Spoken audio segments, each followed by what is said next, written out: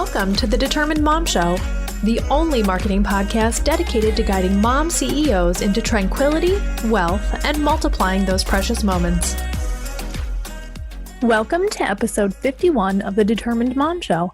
In this episode, I'm going to talk to you about optimizing your Facebook profile in order to maximize the reach of your business. Now, we all know that using your personal Facebook page is not acceptable for your business. However, there is some gray area in there where they intermingle, and I want to show that to you. I'm actually also recording this, so this is going to be a YouTube episode, so that way you can actually see how to do this on the screen, okay? So right now I have my profile up. And the most important thing that you can do is have a call to action in your cover photo. So you want to have attractive cover photo with your logo, and then also you want to be attracting people to join whatever your latest challenge is or whatever your lead magnet is or anything like that. You want to have that in your cover photo because that's going to let people know that you're a serious business owner and you take your business seriously and you are looking to grow. So the other thing that's super duper important that I see all the time is the intro. So make sure that you fill out your intro, and mine says specializing in Google My Business Management, host of the Determined Mom Show and Business Mom Summit. I really need to edit that, but I do have a lot of other things below. So I have host at Business Mom Summit, marketing implementation coach at The Determined Mom, marketing instructor at Online Marketing for Moms, executive producer and host at The Determined Mom Show, search engine optimizer at The Determined Mom, and Google My Business Manager at The Determined Mom. So why is it important to have all of these things, all of these different jobs listed? The reason is because if someone is browsing your profile, they can see what you're skilled at, okay? They can see what your specialty is. They can immediately assess if they want to be friends with you or not.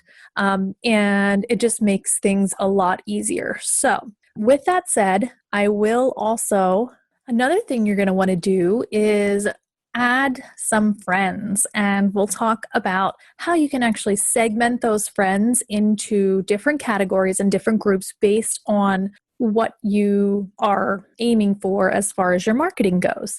The other thing on the intro that you must have is all of your social media connections and all of your websites. Everything should be on this little section, and it will display as, the Instagram little icons. It'll display the LinkedIn icon, the YouTube icon, so that way people know exactly what it is.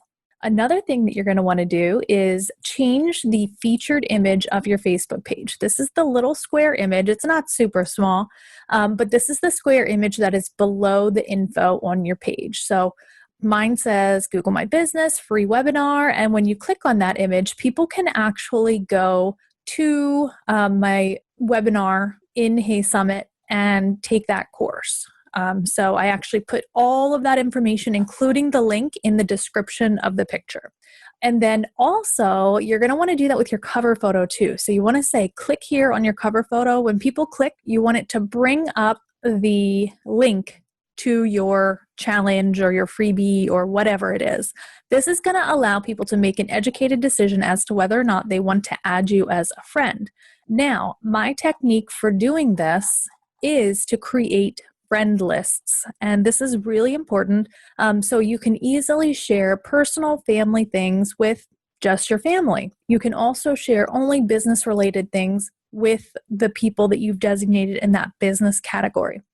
So when you're going to add a friend, the most important thing that you can do is, so I'm going to show you how to add someone that has requested you as a friend to a certain list. So that's the first thing that we're going to do. So you're going to click on confirm to add them to your friends list.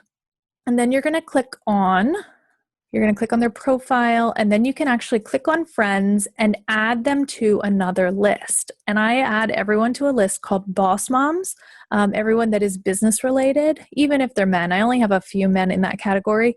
They're primarily all moms, but I do have them in there. And the reason is because if I want to share a business post, I will make sure that I'm only sharing it with boss moms, and then they're not seeing any of the other posts, and they're also not seeing anything that I don't want them to see, and it's specifically targeted to them. Now, let's say you want to add a friend or send a friend request. I'm going to click on Find Friends and find someone that I want to be friends with. It says people that I may know, and I'm going to choose her. And I'm going to click Add Friend, and then I'm going to hover over Friend Request Sent, and I'm going to click Add to Another List, and then I'm going to select my Boss Moms list. Now, why did I do that before she even accepts? I did that because when she accepts, I want her to go into that list, so then that way I don't have to worry about adding her at a later time or worry about her seeing a post maybe that was of my kids or of something that I didn't want her to see. Okay, so that is an amazing, easy way to optimize your profile. If you haven't done any of these things, it's really, really important that you do them ASAP. To see what your profile shows, you're going to go to your own profile. And this is from desktop, by the way. All of these things that I'm doing is from desktop. So you're going to click that, and then there's 3 little buttons on the right-hand side, and it says View As or Timeline Settings. So I'm going to go ahead and click View As. And then when you click that, it's actually going to show you what the public sees when they look at your profile, okay? So what photos are displayed, different jobs, what posts you've made that are public that everyone can see, all of those things are there. So very important step, because you may or may not want to keep the things that are there, or maybe you'll want to change the privacy of some of your posts, those kind of things, if you're going to open your Facebook profile up to business acquaintances. Now, the thing that I think is really important to note is that you don't need a separate Facebook profile in order to connect with people for business purposes. By using this method, you can actually really easily just kind of segment, just like an email list, your audience with, these different lists and things. I think it's really fun and a really easy way to do it.